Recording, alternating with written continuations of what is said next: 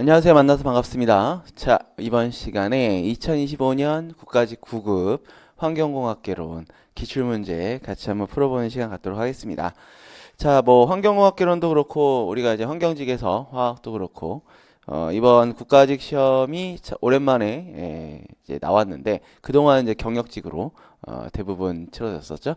자, 그런데 이번 기출의 전반적인 이제 환경공학개론에서 전반적인 내용 한번 살펴보면은 굉장히 이제 뭐 좀 쉬운 편에 속할 수 있다라는 생각이 좀 들었어요. 왜 그러냐면 그동안 기출, 그러니까 지방직에서 나왔던 기출의 문제들의 유형이 거의 그대로 이번 국가직 시험에 반영이 되지 않았나라는 생각이 좀 들고요. 그래서 전반적으로 난이도는 이제 뭐 그렇게 어렵진 않았고, 그다음에 지방직 기출을 좀 열심히 공부했던 분들이라면 굉장히 좋은 점수를 받지 않았을까 이런 생각도 좀 듭니다. 그리고 이 프리를 한번 진행을 할 텐데 이게 이제 공부를 시험 끝나고 나서도 이제 공부를 하셔야 되는 거니까 지방직도 남아 있고 이 유사한 문제가 저희 그 앞에 이론이나 단원별 문제풀이 쪽에서 어디에 나와 있는지를 제가 화면에 같이 좀 띄워놨습니다. 그래서 야, 문제 풀고 땡이네 이거 답이 이거네 생각하지 마시고 이러한 유형이 좀 더 상세하고 좀 자세한 내용들은 기본 이론과 단원별 문제풀이에서도 진행을 했기 때문에 그거 한번 찾아서 공부하시는 것도 좋을 것 같아가지고 제가 뒤에 같이 좀 첨부를 해놨어요. 자, 첫 번째 문제부터 같이 한번 보도록 하겠습니다. 자, 기상 오염물질 제거에 적합한 처리 설비는 되어 있는데, 자, 이거 같은 경우에 이게 기상이라는 말을 사실 뭐 이렇게 우리가 막 쓰진 않았죠. 뭐 기체, 그다음에 가스 이런 말 좀 썼었는데, 이 가스라고 써 있어요, 여기 이렇게. 그래서 요거는 이제 입자성 물질과 가스성 물질을 어떻게 이제 제거할 것인가 전반적으로 이제 그냥 종류를 알고 있으면 가능한 문제긴 한데 사실 이게 이렇게 딱 나왔거든요. 근데 가장이라는 말이 좀 들어가주면 좀 더 완벽한 그런 문제가 될 것 같아요. 왜냐하면 흡수, 뭐 흡착 이게 이제 사실 세정에 대한 개념이죠. 세정 집진 장치가 기체도 되고 가스도 되고 입자성 물질도 제거했고 이건데 얘네들은 뭐예요? 얘네들은 입자성 물질만 제거하는 그런 처리 설비였어요. 사이클론 원심력이고 여과 백필터죠. 그 필터. 그 다음에 이제 중력은 이제 가라앉는 거. 지가 그냥 무거워가지고 이제 가라앉는 그러한 집진 장치 되겠습니다. 정답은 그래서 4번 이렇게 됩니다. 자, 요 문제도 굉장히 되게 제가 강조했었던 그러한 키워드가 지금 하나 들어가 있어요. 뭐예요? 가우시안이 보이지. 그럼 바로 원추형이 나와줘야 돼, 이게. 그래서 보기가 너무 뻔하게 나왔어요, 이 문제가. 그래서 설명 연기 확산 모형인데 뭐 중립이라는 거 이제 그 하나의 힌트가 되겠고요. 그 다음에 뭐 쭉 써 있는데 가우시안이 나와 있어요, 이게. 그래서 정답이 이제 원추형이 이제 되겠고, 근데 요거 문제 같은 경우에 요것만 알고 그냥 띡 하고 넘어가면 되냐? 그렇지 않죠? 어떻게 생겼는지 한번 봐야지. 그래서 부채형 같은 경우에는 이렇게 안정적인 그런 형태, 환경 감률이 이제 이 건조단일 감률과 반대의 어떤 그 곡선, 직선으로 가죠, 기울기가. 그래서 안정한 역전층이 나오기 때문에 이렇게 그냥 잔잔하게 가는 거예요. 역전인 상태에서 오염물질이 배출되면 어떻게 됩니까?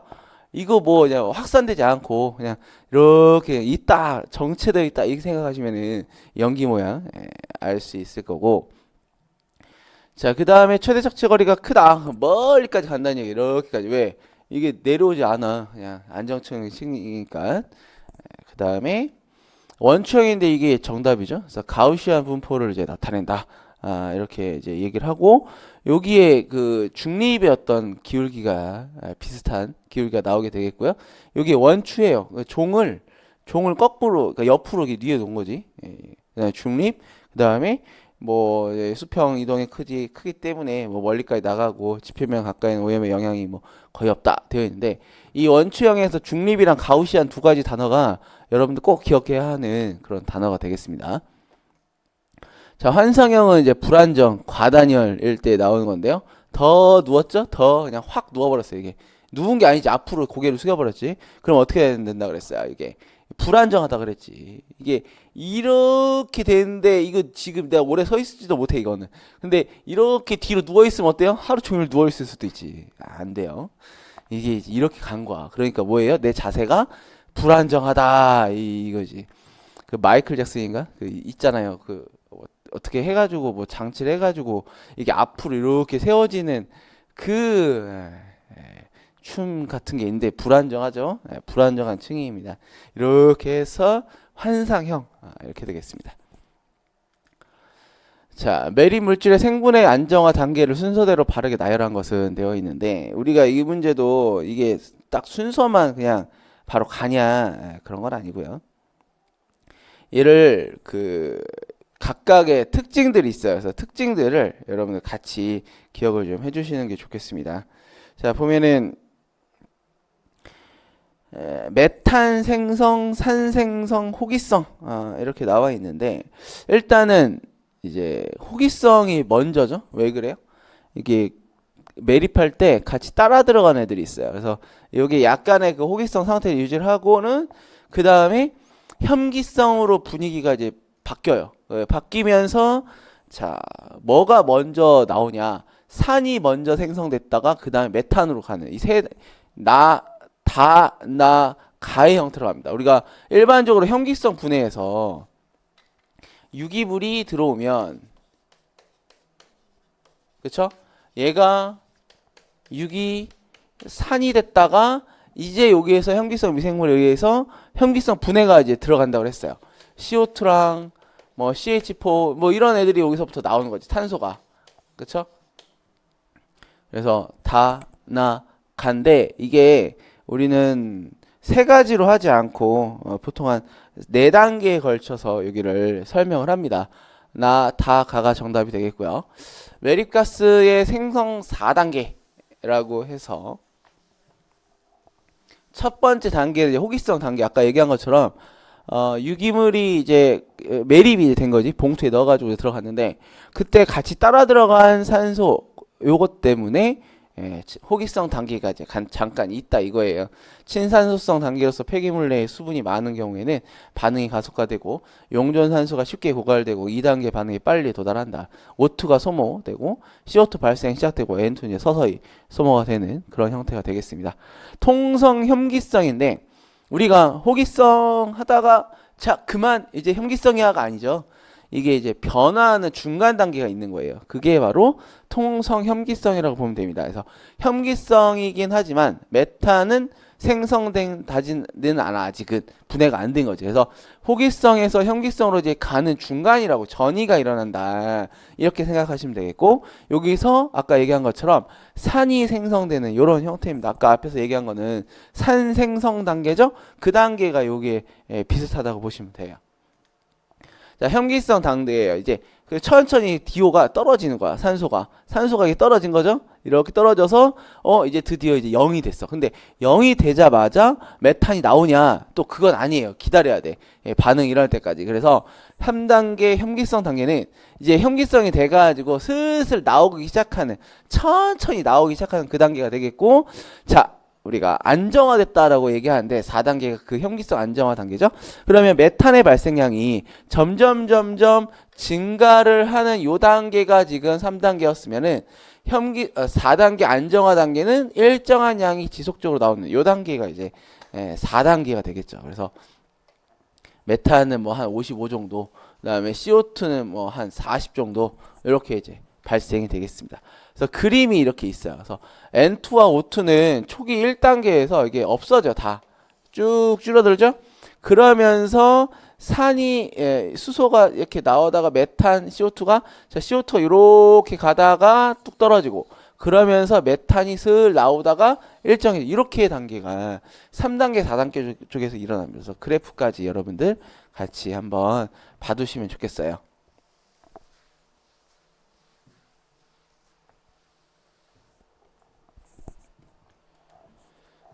자, 다음에 설명하는 소각로는 되어 있어요. 요거도, 자, 소각로의 형태가 우리가 크게 보면은, 한 4, 5개 우리가 했던 것 같아요. 그쵸?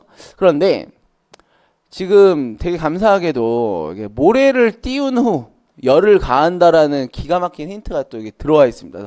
이런 게 내용은, 사실 요 내용 자체는 쉬운 내용은 아닌데, 우리가 아무래도 이제 그 폐기물에서도 이제 그 약간 좀 들어간 처리하는 기술이니까 좀 들어간 내용이긴 한데 이러한 단어가 이러한 힌트가 너무 우리한테는 익숙한 그런 힌트예요. 그래서 문제가 좀 저는 이런 힌트가 나와주면은 너무나 사실 익숙한 단어에서 나온 거라 유동상 또는 유동층을 떠올릴 수밖에 없습니다. 그렇죠? 정답은 그래서 2번이 되겠고 다단로 그 다음에 유동상 화격자 로터리 킬러인데 이게 다 뭐 각각의 특징들이 사실 다르죠. 다단로 같은 경우에 단이 여러 개예요. 그러다 보니까 각각의 온도를 따로따로 조절해 가지고 여기가 다 달라 온도가 이렇게 될 수 있다. 단이 많다. 유동상은 방금 얘기한 모래를 뜨겁게 가해가지고 들어가게 해서 이제 섞어가지고 이제 불태우는 그 형태가 되겠고 화격자는 불판이지. 불판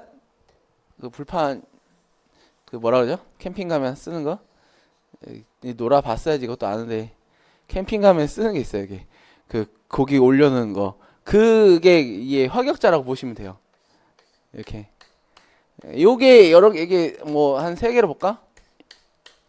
뭐 건조, 본 연소 이거 완전 연소 뭐 전 연소 사전에 예비 그다음에 본 연소 후 연소 뭐 이렇게도 얘기를 하는데 여기서 떼굴 굴러가 가지고 이제 불에 타는 그런 형태가 화격자가 되겠습니다. 로터리 킬러는 뭐가 떠오르면 돼요? 뻥튀기 기계가 떠오르면 되지. 돌면서 요 안에서 이제 같이 뒹굴 도는 거예요. 뻥이요 하면은 뻥 터지죠? 그게 돌리잖아. 그런 형태가 바로 로터리 킬러 회전로라고 이야기합니다. 다단로 같은 경우에 우리 여러 단을 이제 복수로 연결을 해가지고 각 단마다 온도를 이제 각각에 다르게 합니다. 그래서 뭐 수분이 많고 뭐 열량이 적고 하수 솔라지 분유 이런 것들을 다 할 수가 있다. 그다음에 용융성 있거나 고온에서 분해가 되는 폐기물, 대형 폐기물 이런 것도 좀 어렵다 이거죠. 근데 화격사 쭉 써 있는데 여기에서 가장 또 중요한 특징이 하나 있어요. 바로 뭐냐면 되게 많이 쓴다 이렇게 생각을 하시면 되겠습니다. 아주 많이 사용하는 우리나라에 현재 설치되어 있는 소각 시설에 굉장히 많이 사용되어 있는 소각로의 형태가 되겠고요. 그 다음에 이동시켜서 적절히 연소되게 하고 화격자 사이로 공기가 유통되도록 한다 이거죠. 이 열에 쉽게 용융되는 애들은 녹아가지고 아까 그 불판 있죠? 이 불판이 맞나? 여기에 눌러 붙은 거야. 그러면은 여기는 불 들어와요 안 들어와요? 안 들어오지. 그래서 안 된다 이거고 수분이 많거나 발열량이 낮은 폐기물도 어느 정도 이제 가능하긴 한다. 체류 시간이 길고요. 교반력이 약해. 이게 뭐 흔들흔들 복동식 뭐 해가지고 약간 이렇게 흔들흔들 해주는 거야. 그러면 그렇게 타고 이렇게 넘어가는 그런 형태입니다. 그래서 이게 한쪽으로 쏠릴 수도 있고 그 다음에 교반이 좀 안 될 수가 있어요. 로터리 킬러 같은 경우에는 이제 아까 그 뻥튀기 하는 거 요즘 뭐 사실 볼 수가 없긴 한데 떼굴떼굴 돌아가다가 이제 뻥이요 하면은 나오는 거거든요. 여기에 불을 가해줘. 그럼 얘가 돌아. 그러면 이 안에 이제 폐기물이 들어가 있는 거예요. 그래서 돌리면서 소각이 된다 이런 얘기죠. 그리고 얘네들 회전하면서 중력에 의한 혼합 뭐 이렇게 되는데 이게 이제 뭐 이런 액상, 고상 뭐 이런 여러 가지 다방면에 점착성이 있어도 계속 돌아가니까 가능하죠. 예열, 혼합 뭐 전철에 필요 없고 큰 것도 그냥 넣어서 들어가 가지고 떼굴떼굴 굴다가 이제 깨지고 불타고 할 수가 있다. 자, 음의 세기의 정배리에 하는 물리량은 되어 있습니다. 이게 이제 음압의 제곱에 비례하는 그런 형태가 됩니다. 그래서 I는 P의 제곱과 I와 P의 제곱 간의 관계가 있어요. 네, 이게 살짝 좀 이 로그가 들어가는 거라 약간 좀 어려움이 있긴 한데 나중에 뒤에 보면 세기는 결국은 음압의 제곱에 비례한다라는 그런 내용을 알고 있으면 우리가 이제 풀 수가 있습니다. 여기서 나온 게 세기와 음의 압을 그냥 숫자로 쓰려고 하니까 너무 길어. 그래서 데시벨, 그러니까 뭐 로그를 씌워가지고 레벨을, 그러니까 데시벨로 이제 바꾼 거죠. 그게 SIL과 SPL에 대한 그런 개념이 되겠습니다. 자, 그래서 음의 세기는 단위 면적을 단시간 동안에 통과하는 음파 에너지량 의미하고요. 음의 세기가 음파의 제곱과 관계가 있게 되겠습니다. 음압의 제곱이죠, 결국은. 자, 음압 레벨이 있어요. 그러니까 파스칼 단위를 쓰고 압력이죠. 단위 면적당 작용하는 힘 뭐 이렇게 보시면 되겠고, 에너지 세기 이것도 제곱의 와트 단위가 달라서 이렇게 생각하면 좀 쉽죠. 단위가 다르기 때문에 개념은 같아요. 근데 단위가 다르기 때문에 표현하는 공식이 달라. 얘는 10이고 얘는 20이에요. 그리고 P0와 I0가 가청 한계인데 얘가 2 곱하기 10의 마이너스 5승이고 얘가 10의 마이너스 12승이에요. I0와 P0 이것도 충분히 계산으로 나올 수 있어요. 예, 다음 시험에 다른 시험에 이걸 한번 나왔기 때문에 계산으로도 준비해 줘야 되게. 그래서 SIR과 SPL과 SIL에서 이 P0와 그다음에 I0에 대한 값 요거 좀 잘 봤으면 좋겠고, 이 둘의 관계가 결국 I와 P 제곱과의 관계가 되기 때문에 이걸 여기다 적용을 하게 되면은 같은 개념이 같은 결과가 나옵니다. 그래서 거기까지는 사실 우리가 뭐 너무 더 깊이 들어간 거라 뭐 더 공부하진 않아도 괜찮을 것 같고요. 딱 이 정도 선에서 여러분 정리해 주시면 좋겠어요. 자, 해수의 물성에 대한 설명을 옳지 않은 거. 일단 해수 나오면은 뭐 여러 번 했었죠. 문제 풀 때도 염, 나, 황, MC, 칼 중 해서 홀리 세븐 얘네들 어떻게 되냐 요게 좀 중요했는데, 뭐 기체 용해도는 수온이 낮을수록 증가한다. 이거는 온도가 낮으면은 기체 용해도가 증가하는 거는 헨리의 법칙, 그렇죠? 염분의 농도는 전기 전도를 측정할 수 있다. 해수의 음파 전달 속도는 수온의 영향을 받는다. 염분이란 해수 100ml에 녹아 있는 염류의 총량을 의미한다 되는데, 우리가 이제 염분에 대한 뭐 퍼밀이라든지 이런 것들을 쓰죠. 그래서 1kg에 들어있는 이라고 해줘야 돼요. 천분율로 들어가기 때문에 보통 35 퍼밀. 그래서 질량과 질량에 대한 개념으로 우리가 이야기합니다. 자, 현기성 암모늄 이온 산화 공정에 대한 설명으로 옳은 것에서 나와 있습니다. 그래서 요게 이제 현기성 상태에서 암모늄 이온을 아질산 이온과 그다음에 질소로 아질산 이온에서 질소로 이제 날라가게 하는 그러한 공정이 이제 됩니다. 그래서 여기 보면은 올바른 걸 골라라 이렇게 되어 있는데 요거 정답은 4번이 되겠고요. 자, 올바른 내용으로 한번 보면은 현기성 암모늄 이온 산화 공정은 현기성 상태에서 암모늄과 아질산, 암모늄이 얘고 이게 아질산이죠. 둘이 만나게 해가지고 N2로 날아가게 하는 현기성 미생물 반응입니다. 그리고 전자 공여체가 뭐냐? 그러니까 암모늄 이온이 지금 어떻게 됐어요? 산화가 됐죠? 질소가 됐어요. 왜? 산화라는 거는 산소와 결합하거나 수소를 내보내거나 전자를 방출하거나인데, 수소가 어디로 갔어 이게? 암모늄 이온이 수소가 날아가 버렸지. N2가 됐으니까 그래서 전자 공여체 우리가 이렇게 이야기를 할 수 산화가 됐다 이렇게 이야기를 할 수가 있고요. 전자 수용체는 아질산 이온인데 이게 환원이 되면서 질소 기체가 되는 과정에서 이제 전자를 얘가 얻게 됩니다. 그래서 전자 수용체와 전자 공여체가 암모늄, 그 다음에 수용체가 아질산 이온 이렇게 된다 이거죠. 자, 그 다음에 바르게 고쳐보면은 기존 질산 탈질화 공정보다는 산소 소모량이 적고요. 그 다음에 최적 운전 조건 자체가 이제 중온 30에서 40도씨 조건. 그다음에 메탄올 같은 외부 탄소원은 이제 필요가 하지 않는 그런 형태가 되겠습니다. 자, 그 다음에 이거는 이제 COD예요. 이게 참 왜 자꾸 COD를 시험에 내는지 그래서 우리가 물론 이론할 때 COD에 대한 내용을 되게 자세하게 하긴 했어요. 근데 이게 뭐 그동안의 기출에서도 법이 바뀐 이후에도 계속 COD를 좀 물어보는 문제가 몇 번 나와가지고 우리가 열심히 좀 준비하긴 했는데 또 요 대한 내용이 나왔죠. 근데 약간 난이도가 올라갔어요. 일단 이제 옳은 것을 골라라 이건데 1번과 2번의 보기가 한 방에 답이 아니라는 게 나옵니다. 왜? 염소이온이 황산은이거든. 그러면은 지금 얘가 이루고 이게 와야 돼, 이 둘이. 이것도 아니고 아니야. 1번, 2번 답이 될 수 없어요. 서로 바뀌었어 이게. 그 다음에 염소이온 농도가 2000 이상이다 하면은 이 곤란하다 그랬지. 염소 이온의 방해가 우려돼가지고 뭘 넣는다고 했는데 염소 이온이 많은 걸 갖다가 실험을 하겠다고 하면 3번에 대한 보기가 이거는 사실 그냥 보기만 잘 읽어봐도 그러니까 독해만 좀 한국말을 독해만 좀 잘해도 1번, 2번, 3번에 대한 개념에서 3번을 바로 답이 아닌 걸로 골라낼 수가 있어요. 그렇죠? 아니 염소 이온이 방해가 돼가지고 뭘 집어넣으려고 하는데 염소 이온 높은 것도 시험이 가능하냐? 이거 말이 안 되거든 이게. 알칼리성 과망산 칼륨에 의한 COD 분석은 이게 가능합니다. 그런데 산성에서는 안 돼요. 이거 좀 큰 뭐라 그러지? 큰 간섭이 있어요. 그래서 요거 좀 곤란해. 1번, 2번, 3번 틀렸고요. 다음에 이거는 이제 1번, 2번, 3번이 틀리니까 4번이 정답이네를 유추할 수 있는 거지 사실. 그리고 25% 이내여야 한다. 이거는 올바른 내용입니다. 자, 아질산염의 방해가 우려가 된다. 설파민산이고요. 염소이온이다. 그러면은 우리가 이제 황산은이에요.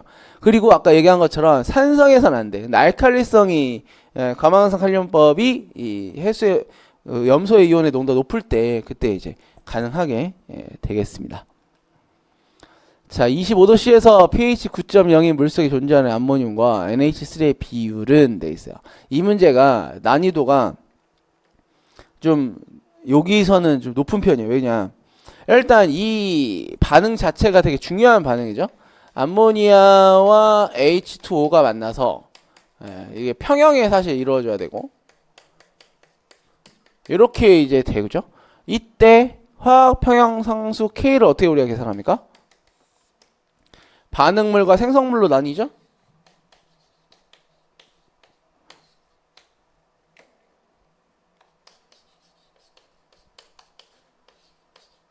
이렇게? 그러면은 지금 뭘 구하래? NH3와 NH4 플러스 얘를 구하라지. 이거 구하는 거지. 근데 pH가 얼마예요? pH가 9네. 그러면은 pH가 9는 POH는 얼마? 5지. 그렇죠? 그럼 pH가 5니까 여기다 이게 집어넣어야지 이게. OH-이온의 물농도가 10의 마이너스 5승이에요. 여기다가 10의 마이너스 5승을 집어넣을 거야. 여기다가. 그러면 이 K가 5.6 곱하기 10의 마이너스 10승으로 나왔는데 여기 잘 봐야 돼요. A야. 근데 얘는 무슨 상수라고 해야 됩니까? 염기해리 상수예요. 왜? OH-가 나오는 거기 때문에 KB라고 해줘야 되지. 그러면 KB 값을 주어졌어요? 아니야. 뭘 주어졌어요? KA를 주어졌어요. 그래서 KA와 KB를 곱하면 1.0 곱하기 10의 마이너스 14승이라는 이게 있었죠 우리가. 이게 KW잖아요. 그렇죠? 그러면 이때 이 KA가 뭡니까? 5.6 곱하기 10의 마이너스 10승이지. 그럼 KB가 나오죠 얼마인지. 이 KB가 얼마냐면은 1.8 곱하기 10의 마이너스 5승 나와 이거. 그래야지 얘네 둘을 곱해가지고 10의 마이너스 14승이 나오거든. 그럼 이때 KB가 1.8 곱하기 10의 마이너스 5승. 근데 이 숫자도 항상 많이 나왔던 숫자예요. 이게 뭐 만약에 너무 뭐 터무니없는 값을 갖다가 실제 이 반응에 대한 K 값이 있을 텐데 이 온도에서 그걸 갖다 써야 되겠죠. 그래서 이것도 내가 그동안 뭐 풀던 K랑 좀 다르네 하면은 뭐지 하고 한번 의심을 해볼 수 있지. 이 숫자가 너무 차이가 많이 나니까. 그래서 요거를 1.8 곱하기 10 마이너스 5승 넣어줘야 돼요. 그러면은 이 비율이 이제 나오게 되겠죠. 1.8이 되겠습니다. 참 감사하게도 여기에 5.6이라는 숫자가 없어요. 그래서 헷갈리거나 뭐 하지는 않았을 것 같긴 해요. 이렇게 계산이 됩니다. KA와 KB가 1.0 곱하기 10의 마이너스 14승인데 딱 거기 그렇죠? 5.6 곱하기 10의 마이너스 10승을 우리가 KA 값으로 주어서 우리를 헷갈리게 만들었다. 이런 개념이 되겠습니다. 하지만 뭐 둘이 곱해가지고 10의 마이너스 14승 나오는 것만 알면 잘 풀 수 있겠죠? 그래서 1.8 이렇게 나오게 되겠고요. 자, 기체 연료인 프로판에서 1세제곱미터를 공기비 2.0으로 완전 연소시킬 때 실제 공기량은 돼 있어요. 이게 너 보면은 이제 0.2로 나왔습니다. 그러면 전체 공기 중에 산소가 20%라는 뜻이에요. 그러면은 C 3개, H가 8개이기 때문에 이 산소랑 반응하는 요 내용이 반응식만 세우면 되겠죠? 여기가 3개고 여기가 4가 돼요. 그 다음에 산소가 5가 됩니다. 그럼 얘가 1일 때 이건 얼마 필요해요? 5가 필요하지. 이게 뭐예요? 이론 산소량이야. 그럼 이론 공기량은 어떻게 됩니까? 여기에다가 0.2를 나눠줘야 되죠. 왜? 20%라고 했기 때문에. 그래서 이렇게 해주게 되면은 25만큼이 뭐 세제곱미터로 보면 이론 공기량이 돼요. 근데 실제 공기량을 구하라고 했기 때문에 25에다 뭘 곱하면 돼요? 거행 공기비 2.0을 곱하면 되겠습니다.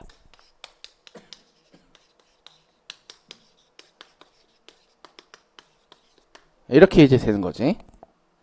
그래서 계산하면은 광인 공기량은 사실 이제 25가 되는 거고요. 둘을 더하면은 실제 공기량이 되는 건데 여기 뭐 굳이 이렇게 안 하고 이거 한 방에 그냥 m 곱하기 a0 해도 똑같이 나오니까 편한 걸로 하시면 돼요. 그래서 과잉 공기량이 이만큼이라는 알고 가야 돼. 이게 뭐 실제 공기량만 물어보지 않고 또 다른 걸 물어볼 수 있죠. 자, BOD가 200이고요. 폐수가 1000이에요. BOD 용적부하가 나와 있습니다. 그러면 폭기조의 용적을 구해라. 그러면 BOD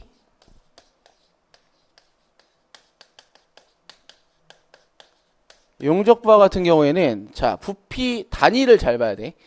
단위가 세제곱미터고 위에는 킬로그램일 거고 그 다음에 쭉 가서 데이가 되겠네.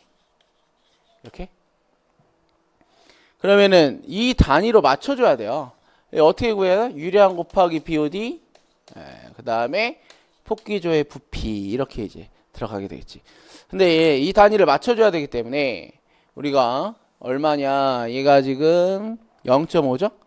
0.5의 킬로그램 퍼 세제곱미터 데이가 됩니다. 유량이 얼마예요? 1000이죠? 그 다음에 BOD가 얼마냐? 200이에요. 그러면은 10의 6승 밀리그램 1kg 10의 3승 리터 얘를 해줘야 돼. 그리고 나서 밑에 뭐가 나와야 돼요? 부피가 나와야지. 이거를 안 하면은 이 단위로 안 떨어져요. 그쵸? 세제곱미터 데이 밀리그램 퍼 리터이기 때문에. 그래서 요거 해줘야 된다. 그러면 얼마 나오냐면 400이 나옵니다. 그래서 FMB 같은 경우에는 단위 환산을 사실 안 해도 어차피 이게 약분이 되는 그런 걸 볼 수 있는데 BOD 용적부하 같은 경우에는 요 부분 있죠? 이거 시험 보다가 이거 그냥 막 지나가 버리면 안 됩니다. 공부할 때도 딱 이렇게 써가면서 단위가 지워지는 거 확인하면서 우리가 공부해 줘야 돼요.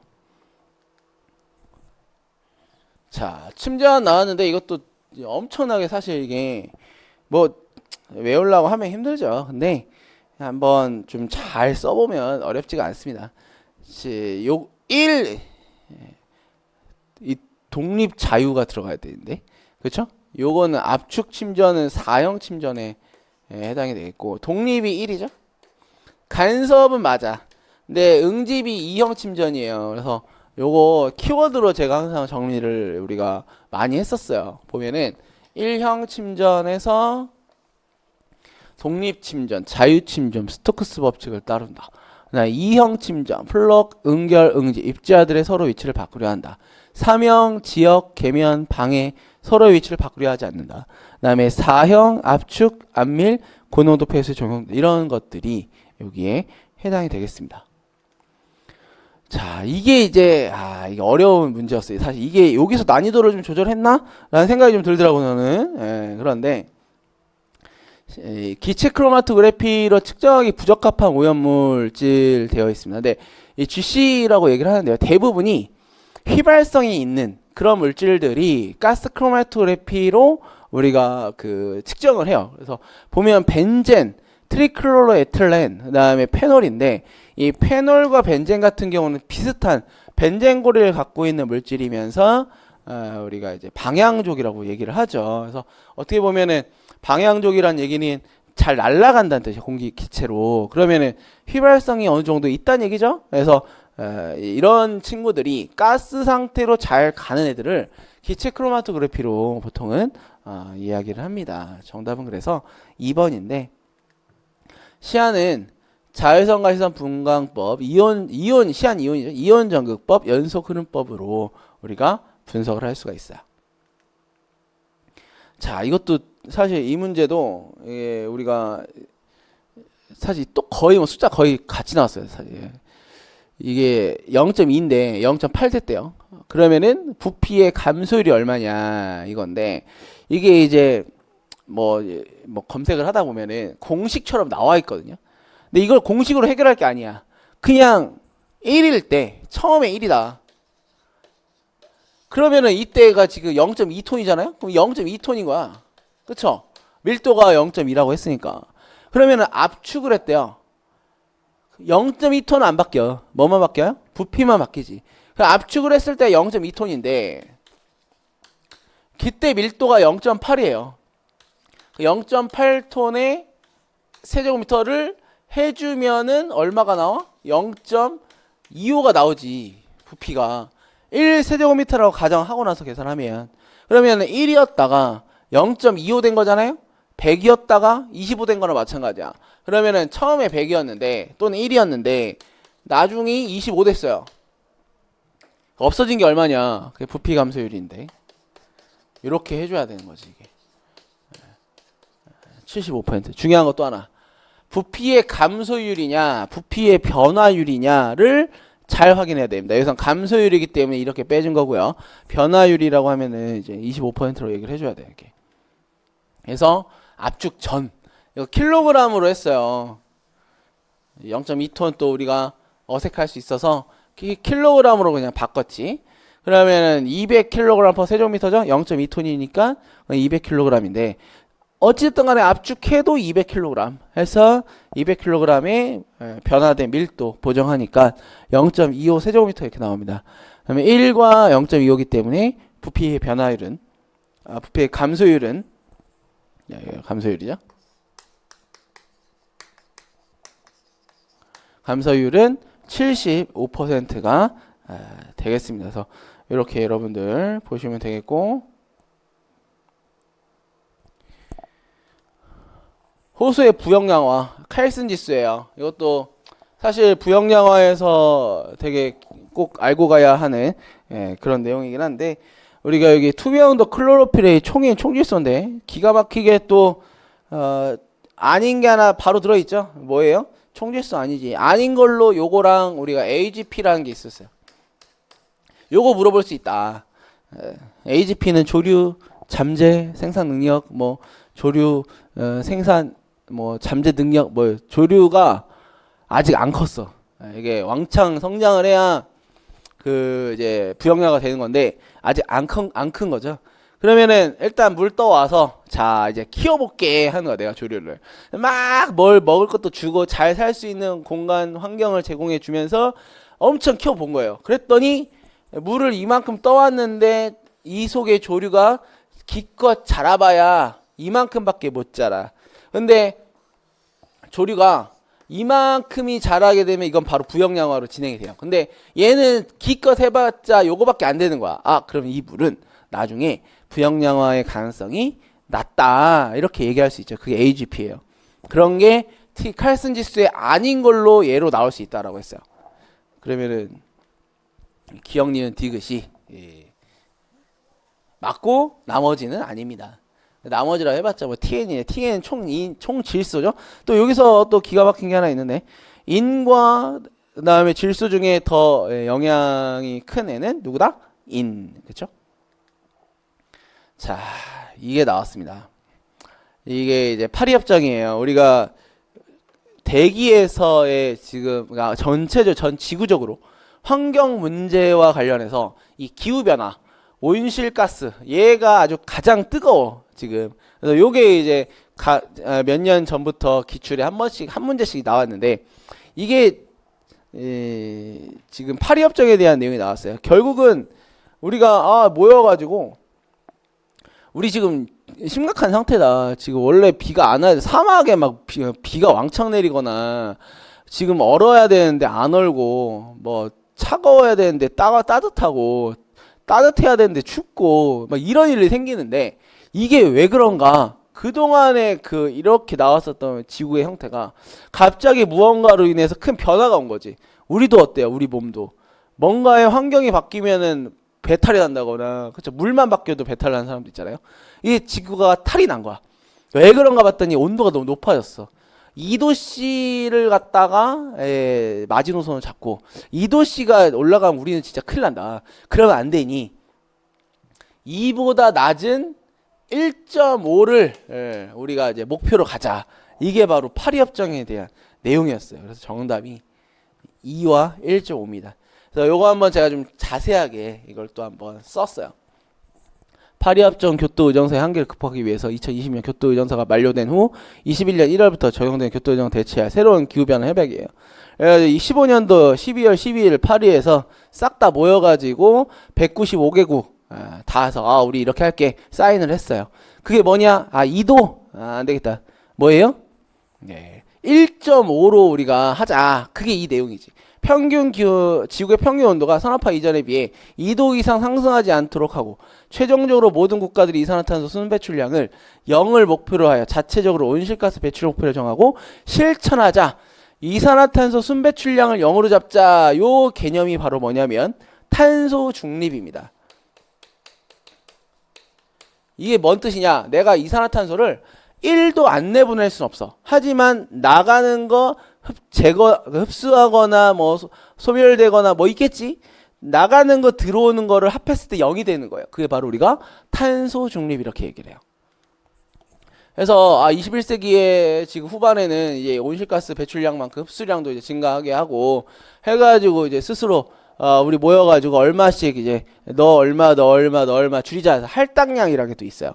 그게 지금 요 내용이고 5년마다 모여가지고 우리 너 제대로 했냐 안 했냐 요것도 한번 해보자. 이런 게 이제 또 협회를 이제 협약을 했죠. IPCC 이런 게 여기 해당이 되겠고 그래서 지구 온난화로 인한 기온 상승을 이제 2도씨 이하로 막고 이전에 1.5 이상 상승을 제한하도록 노력을 했어요. 그게 지금 보기에 2와 1.5로 시험에 나온 거죠. 그래서 이러한 식량 생산에 위협을 끼치지 않는다는 선에서 기후 보건과 적은 온실가스 배출 개발을 돕는 거. 온실가스가 덜 나오는 일들을 이제 진행을 하도록 하는 거예요. 돈이 좀 들더라도 이렇게 가자 이거지. 그리고 돈도 금융경제도 거기에 맞게. 그래서 녹색 채권, 그다음에 뭐 그쪽에 어떤 뭐 증권, 또 뭐 금융 이런 산업들이 있어요. 해서 탄소 배출권도 돈 주고 사고 팔고 이게 또 있는 거지. 내가 예를 들어서 내가 100만큼 내보내면 안 돼. 100이 딱 나에게 주어진 양이에요. 근데 내가 오늘 일을 하다 보니까 150이 나갈 것 같아. 그럼 50을 내가 어디서 메꿔야 되거든요. 그거를 다른 나라 보니까는 50이 비어있는 애가 있어. 내가 그 돈 주고 사오는 거지. 그게 바로 이제 이런 금융경제와 관련된 그런 내용입니다. 그래서 뭐 이러한 협정을 타결하기 위해서 이러한 내용들이 쭉 있어요. 그래서 나머지 내용을 한번 읽어보시고 넘어가시면 되겠습니다. 그래서 요거는 첨부한 자료를 보시면서 한번 편안하게 읽어보시고 넘어가시면 되겠습니다. 그래서 이런 탄소 중립 나오죠? 탄소 중립을 향해서 우리도 달려가자 해서 법도 만들어 놨어요. 토양의 이온 교환에 대한 설명을 옳지 않은 것 되어 있습니다. 양이온 교환은 비가역적이다. 비가역적이지가 않습니다. 가역적인 그런 반응이 되겠어요. 그래서 물리적 흡착을 기반으로 하기 때문에 가역적인 주고 받고 가능하다. 나머지 내용은 많은데 pH가 감소하면 양이온 교환 용량도 감소하고요. 1kg이 보유하는 교환성 양이온의 총량에서 센티몰 표현할 수 있다. 그 다음에 흡착력이 큰 거 결국은 뭐예요? 3+짜리가 그러니까 양이온의 그 이온의 전하가 크면 클수록 우리가 흡착력이 크다라고 얘기할 수 있습니다. 양이온 교환 용량 CEC라고 하는데 이제 토양의 음전한 클로리드 표면에서 결정되고요. pH가 낮아지게 되면은 마이너스 전하가 줄고 수소 이온이 이제 증가하게 됩니다. 그래서 CEC가 감소합니다. 자, 그다음에 단위는 이제 밀리큐나 센티볼 이런 것들을 쓰고요. 그다음에 전하가 클수록 이온 반지름이 작을수록 흡착력이 크게 되겠습니다. 그래서 이런 내용들 토양과 관련해서 CEC. 자, 그 다음에 지하수 상류와 하류 지점에 수두차 2m, 수평거리 100m, 투숙에서 나왔죠. 50m per day. 되게 쉬운 그런 문제예요. 달시 법칙으로 우리가 해결하는 건데 결국은 Q는 KIA죠. 이게 이제 그 VA 유속과 그 다음에 그 면적에 대한 곱이 바로 유량인데 면적은 이제 A고 K하고 A가 결국 유속의 흐름 얼마나 잘 흘러가는가에 대한 속도에 대한 개념이라고 보시면 됩니다. 그래서 K는 투수계수라고 해서 50m per day 그대로 들어가면 되겠고 A가 어디 갔어요? 단면적이 지금 10제곱미터죠. 그래서 10제곱미터를 써주면 되겠지. I는 경사예요. L분의 H예요. 그러면 L이 길이죠. H는 높이죠. 100분의 2가 들어가면 되겠네. 그렇죠? 수두차가 2m, 수평거리 100m 이렇게 되겠습니다. 그래서 싹 다 계산하면 얼마 나오냐면 10이 나오게 되겠어요.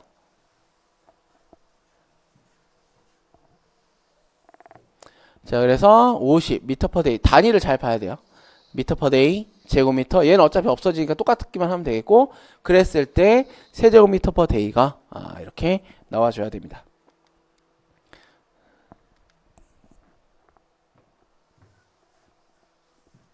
자, 진동에 대한 내용으로 옳지 않은 것도 있죠. 주파수가 높은 파동일수록 진동 레벨의 거리 감쇄가 작다 되어 있는데 이게 주파수가 높은 파동이면 진동 레벨의 거리 감쇄가 크게 되겠습니다. 주파수 높다. 결국은 뭐 이런 애들이 오는 거예요. 그러면 거리 감쇄란 얘기는 멀리 가면 갈수록 이게 얼마나 줄어드냐에 대한 개념이죠. 이게 크면은 거리 감쇄가 즉 거리가 멀어지면 멀어질수록 이게 여기서는 이렇게 크게 줄어들 수밖에 없습니다. 그래서 1번이 틀렸고요. 종파, 횡파, 표면파 그렇죠? 있고 진동원에서 멀어지면 파동의 진폭이 작아진다. 뭐 이렇게 가다가 멀어지면은 이렇게 가는 거죠. 1번과 3번이 어떻게 보면은 반대말인 개념이에요. 그 다음에 철도계도 자갈을 깔아두는 것은 진동 제어를 위해서 유효한 그런 방법이다. 진동을 분산을 시켜줍니다. 거리 감쇄가 크게 되겠고요. 주파수가 높은 파동, 고주파, 파장이 짧고요. 그 다음에 주파수가 낮은 파동, 저주파, 파장이 길어요. 파장이 짧은 애들은 이렇게 투과력이 강할 수 있고 파장이 긴 애들은 이렇게 가는 거지. 이런 형태가 저주파와 그 다음에 고주파가 되겠습니다. 그래서 고주파가 거리 감쇄가 더 크다. 자, 환경영향법 시행령상 환경영향평가의 생활환경 분야 세부평가 항목에 해당되지 않는 것은 돼 있죠. 법에서 나왔어요. 보통은 이제 이거 같은 경우는 환경영향평가와 관련된 또 다른 법이 있습니다. 그래서 좀 난이도가 이 문제 같은 경우 굉장히 높았고요. 그런데 생활과 관련된 환경을 이야기하고 있어요. 그래서 소음과 진동, 위락경관, 친환경적 자원순환 뭐 사실 얘네들을 나누기가 살짝 애매하긴 한데 이 악취가 어디 들어가 있냐면 대기에 들어가 있습니다. 소음과 진동과 경관이나 친환경 자원순환 이런 것들은 우리가 우리 생활이라고 건이라고 이제 법에서는 분류를 해놨어요. 그래서 자연 생태에서 동식물상, 자연환경 자산, 그다음에 대기 분야에서 기상, 대기질, 악취, 온실가스, 수환경에서 수질, 수리수문, 해양, 토지 환경에서 토지 이용, 토양, 지형지질, 생활환경이 친환경적 자원순환, 소음, 진동, 위락경관, 위생, 공중보건, 전파장애, 일조장애, 우리의 생활 속에 정말 있는 거죠. 이런 것들을 이제 친환경적 자원순환해서 생활환경 분야에 들어가 있고 사회환경 경제 분야, 인구, 주거, 산업 이렇게까지가 이 영향평가와 관련된 환경영향평가의 세부 항목이 되겠습니다. 이것도 영향평가가 여러 개가 있어요. 뭐 전략도 있고 뭐 있는데 여기 시행령상에 나와 있는 환경영향평가 세부 항목에 대한 기준을 한번 서술해 봤습니다. 정답은 2번이 되겠어요. 자, 이렇게까지 해서 이번 시간 마치도록 하겠습니다. 감사합니다.